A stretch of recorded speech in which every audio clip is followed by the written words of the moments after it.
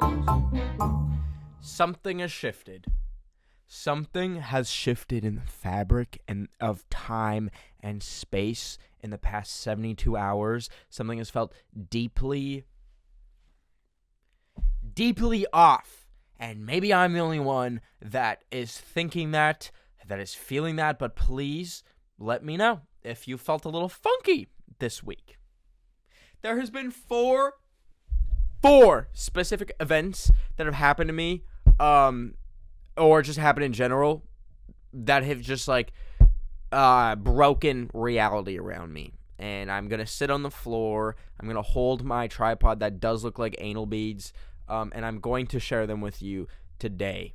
Also, soft room reveal, soft room launch. And by soft, I mean it's 25% done. Everything pretty much looks the same. The only difference is my roof is now completely reflective. And the wall behind it is completely reflective. And I bought a tree. I don't know what I'm going to do with this wall. And I also don't want you to tell me what you think of it at all. Because it's my room, and any kind of opinion on it will freak me the fuck out. So, but if you like it, you can tell me that. But if you hate it, just keep it your fucking self. Okay, so before we get into it, here's a quick break. Take a listen to this. That is me flipping through the 50-page book that my insurance company sent me for where I can find a dentist that accepts my dental insurance. It is the most heinous process finding a dentist, or at least was, before ZocDoc, okay? ZocDoc is a free app and website where you can search and compare highly rated in-network doctors near you and instantly book appointments with them online. And once you find the doc you want, you can book them immediately. No more awkward waiting on hold with a receptionist. Those days are done, okay? It's been so great, having that and not having to rely on the various methods of searching, phone books, Google. You don't gotta do any of that. You download an app, you type in your insurance, and then boom, they've got it for you, baby. And listen, you can go to ZocDoc.com/mama and download the ZocDoc app for free. Then find and book a top-rated doctor today. That's ZocDoc.com/mama, ZocDoc.com/mama. Thank you for keeping me healthy, and thank you for sponsoring this episode. Let's begin. So.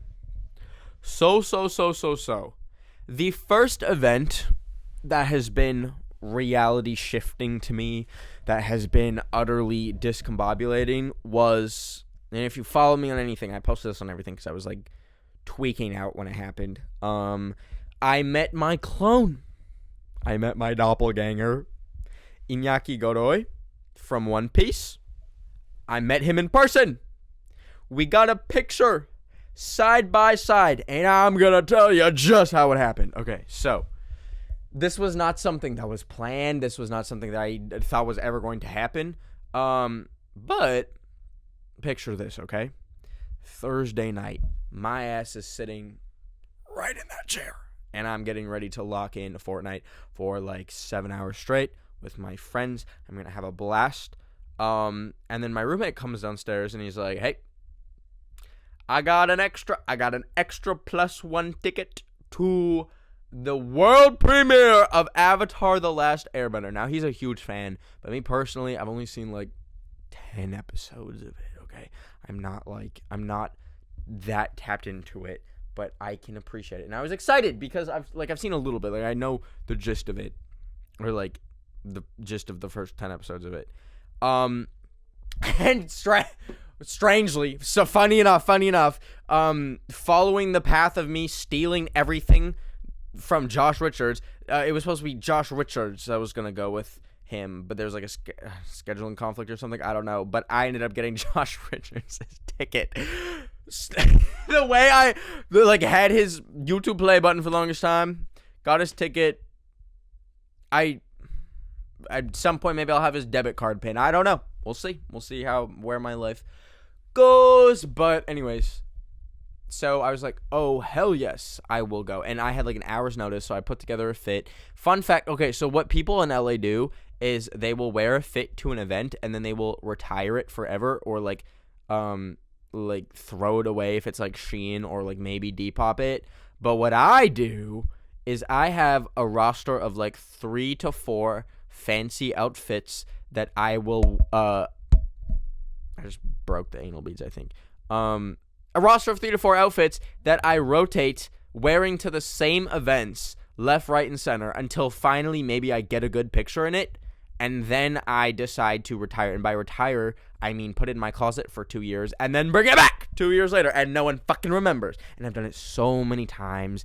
And every single outfit I have is just the same 5 outfits being repeated in different ways with ever so different looking variations that you think is a different outfit, because I'm a fucking genius. So we pull up to the premiere. They had like a little truck selling boba. Like they had boba teas while you were waiting in line to get like the credentials. And it was actually so that they had like earth, fire, air, and water flavored, or not flavored, colored boba. So there was like a green one for like earth. What? You get the fucking gist. Anyways, we get in. We do like the classic influencer rounds, get our fucking picture taken. Actually, I didn't get my picture taken on the carpet. So like my roommate got his picture taken, and then it was the craziest shit. Like I got to the front of the line, and then like the person running it like looked me up and down. Like every person that like got to the front of the line, she'd be like, okay, could you tell me your name? And then she would like tell the photographer, like the Getty image photographer. But anyways, I got to the front of the line, and she looked me up and down, and she almost she like half reached out her hand to shake my hand, and then she went and then looked the other way, and then like called the next person. I was like, ah! Not that I wanted a fucking picture. I thought my outfit was busted. But anyways, it was just funny. It was just funny. I don't know what I did. Maybe I just looked that crazy that they're like, this motherfucker's not getting photographed.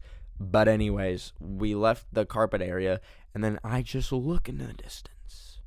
My eyes gleam into the distance, and I see a man in a yellow shirt or suit that looks a little bit like me. And I'm like, and it was none other than Mr. One Piece. And at first I was like, oh goodness, well, like, we've never been in the same room before. Like, I should say hi. But also, why the fuck would I say hi? Because I was literally a psycho online making videos pretending to be a stunt double in One Piece, to the point where someone credited me on IMDb, my IMDb fucking page, which I hope to one day have for, like, actual acting roles, as I was going to fucking say for the rest of my life. Stunt double on One Piece, which I never did. It was satire.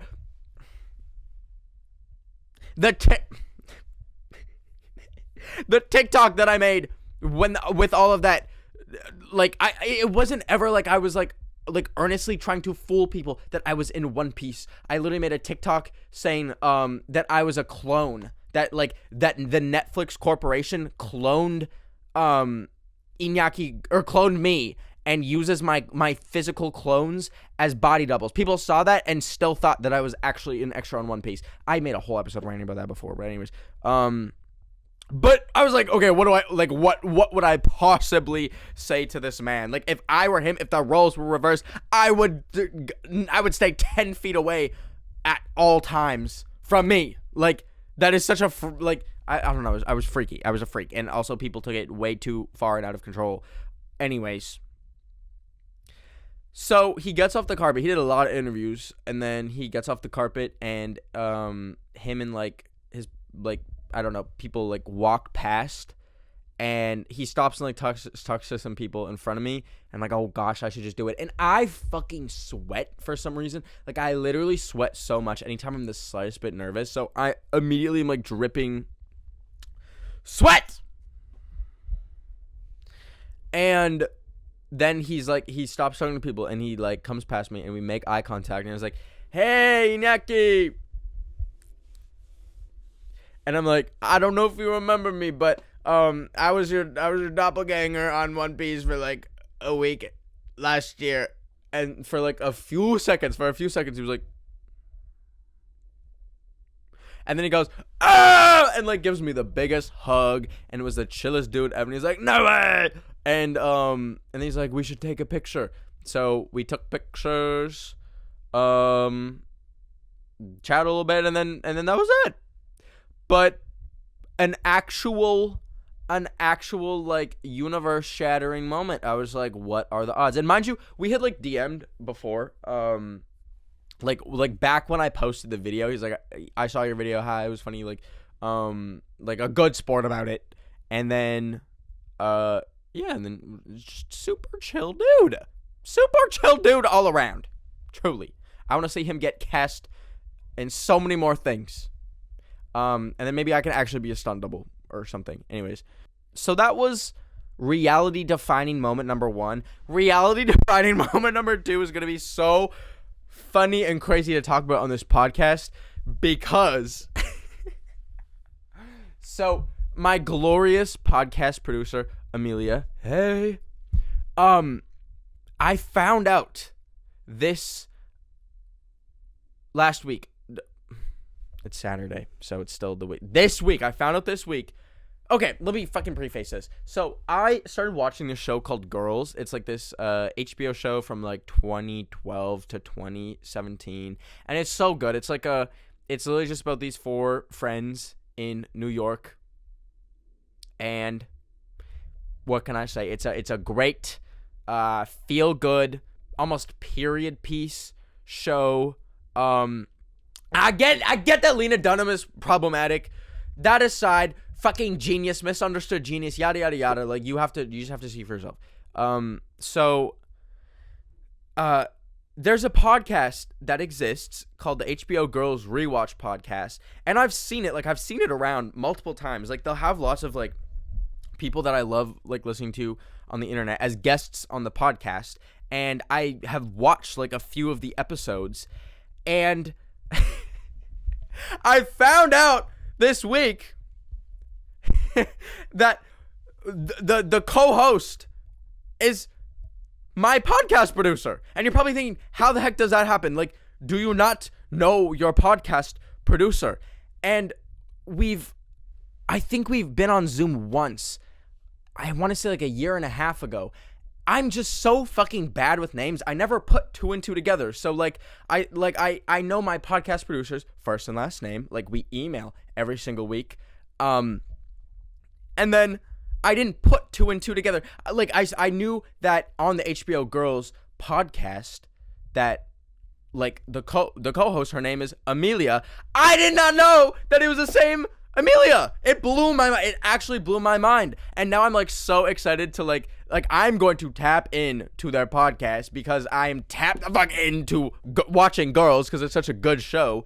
But like, what are the fucking odds? Like, I mean, I don't know. I feel like I just have a tendency to say what are the odds to any situation that is like mildly like out of the ordinary to me. I'm like, what are the odds? But like it's so crazy. It's so crazy to me. Third event that happened this week is I'm sounding so fucking LA when I say this, but I was at another premiere. And I was with Duncan Unot, and we were there was like this after party. It was for this show called Shogun, about like feudal Japan. But anyways, after they had like this like reception afterwards with like you get food, you could get wait. I don't know where I put it. Back! Oh, I found it. They had like a little station where you could get your name written in hiragana, and I got it. It made me miss Japan a lot. But anyways, we were just like sitting out on the fucking balcony, and we're watching the moon, and we're like, the moon is going backwards. And this was like 7 p.m. at night, and all of a fucking sudden, the moon started setting. I'm not kidding. And like the moon was okay. So this is the horizon, and this is the fucking moon. Oh, I'm so genius. The way it's a C. And we just watch as it goes down underneath the mountain. What? And I know. I don't like seem like a harbinger of like I know I don't look like I'm very grounded in reality, and I know I look like I probably see things and hear all that. This was real, and it was him that pointed out first. He was like, is the moon setting right now? And I looked, and I was like, the moon is fucking setting. What is going on? And then it just disappeared. And for 10 minutes, we just sat there, not believing that we just saw the moon fucking set. I need to actually look this up. Is that like a real thing? When does the moon set? And I was like trying to think, okay, maybe it depends on like where. Oh wait, a first quarter moon rises around noon and sets around midnight. What the fuck? Okay, wait, no, maybe this wasn't 6 p.m. No, this was actually closer to like 10 or 11. Okay, maybe this was closer to midnight. What the fuck? Why does the moon set at midnight? Did y'all know that was a thing? Like, in my mind, it's nighttime and the moon is up until it is no longer nighttime.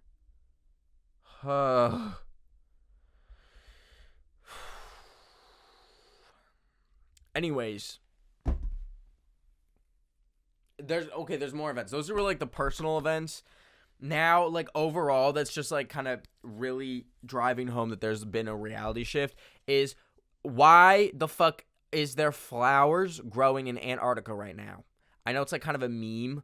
People being like, I can't be bothered to think about work right now. There's flowers growing in Antarctica. But like, what the fuck? Okay, I don't really have much more to expand on that. But the next thing is, I don't know if you've seen this, but the people that made ChatGPT, I think they're called like OpenAI is like the company, or maybe it's not a company, they're like an organization, whatever the fuck that, I don't know. We'll get into that right after this quick break.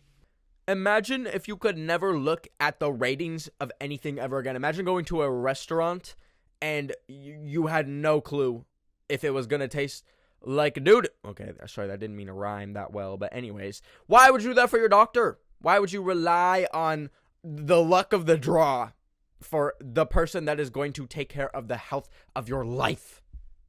Thankfully, you don't have to, because ZocDoc exists. Hi, ZocDoc. Everyone say, hi, ZocDoc. ZocDoc is a free app and website where you can search and compare highly rated in-network doctors near you. The typical wait time to see a doctor booked on ZocDoc is between just 24 to 72 hours. That's it. You can even score same-day appointments. I got a same-day dentist appointment. It's incredible. And listen, you can go to ZocDoc.com/mama and download the ZocDoc app for free. Then find and book a top-rated doctor today. That's ZocDoc.com/mama. ZocDoc.com/mama. Thank you for sponsoring. Let's continue. All right. So the people at OpenAI made a goddamn. They made like video chat GPT. So you really type in like a sentence. Like, for example, someone typed in beautiful. I have my time limits up for Twitter. They typed in beautiful snowy drone footage of like city, and it just straight up created this. Okay, it's not focusing. Fuck. It just like, that's not real. That's not a real video. Those people don't exist. That was never filmed. That does not exist on this earth. Look at this one. 2 golden retrievers podcasting on a mountain. It's fucking over. Like, it's over. And it's so funny, and it's kind of fitting, because I feel like we used to think of like robots and think like, fuck, like whose jobs are robots gonna take first? And I always used to think like back when I worked at Bubblegum Shrimp Co, I was like, fuck, like like I'm gonna be turning to like a vending machine or something. Like they do not need my ass here. And I was so sure that it was gonna be like, like minimum wage jobs, or like kind of like manual labor jobs. Blue collar jobs would be the first to be taken. So it's kind of fitting that now it's like the probably least needed jobs, like the fucking YouTubers. It's over for me. Like, that laugh that I just let out. Oh, I just gave myself the biggest fucking ache ever. Oh my god. I literally went I'm gonna be fucking sick. So, anyways, yeah, so probably in 1 year, there will be technology where I could, or anyone could probably just type in like Ben of the Week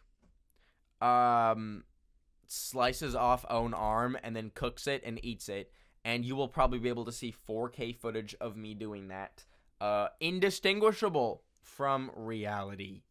And that's a fun thing to think about. It's also fun to think about how there's actually no good reason to have AI that powerful, especially when like most people over the age of 40 have no like no clue on what is AI, what is not AI. They barely know if like an article is like a fake article or not. And there is now like 4K footage that looks completely real.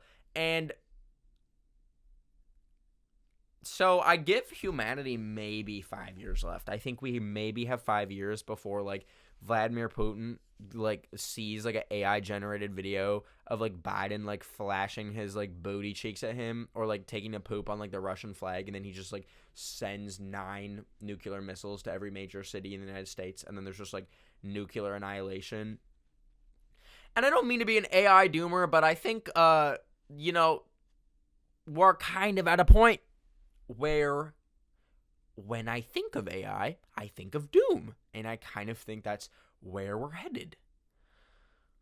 But that has been a real reality shift, because, you know, like, you look at where we were with AI fucking a year and a half ago, like, AI generated pictures looked they looked beyond busted. It would their eyes would be like falling off the fucking bone, and like their nose would be like, they'd be like like, I kind of look like a fucking 2021 AI generated person, actually.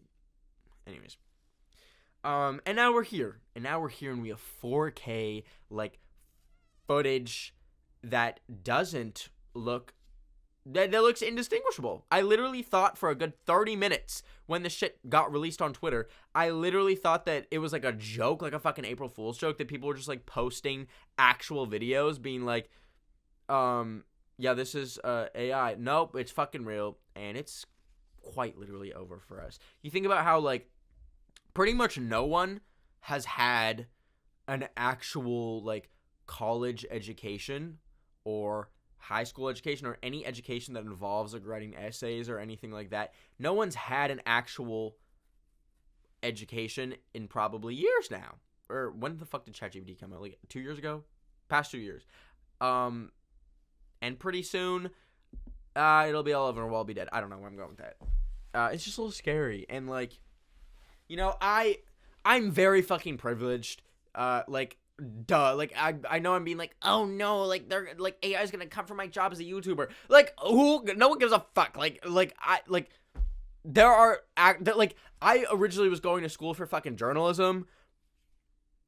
There's entire companies that have already fired like half of their journalists and replaced them with fucking AI. Like, this is not like some future situation. Like, they've already done that. Like, there's already people that graduated with a journalism degree, got a job at like, I don't know, like the fucking Los Angeles Times, got fired, and will probably never work as a journalist again for the rest of their life.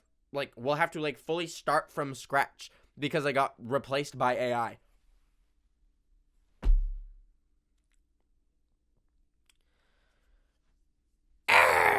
So that's kind of awkward. Yeah, I don't know what to make of it. I think as scary as this whole AI thing is, you know, at least we get to go through this throughout with all of humanity together on the same page and on the same team, okay? It's not really like many people are going to benefit from AI. It's kind of, I feel like it's kind of just going to be a destruction of our entire humanity. There's not gonna be like one person that owns the fucking robots. I don't know how like fucking ChatGPT or like tech companies work.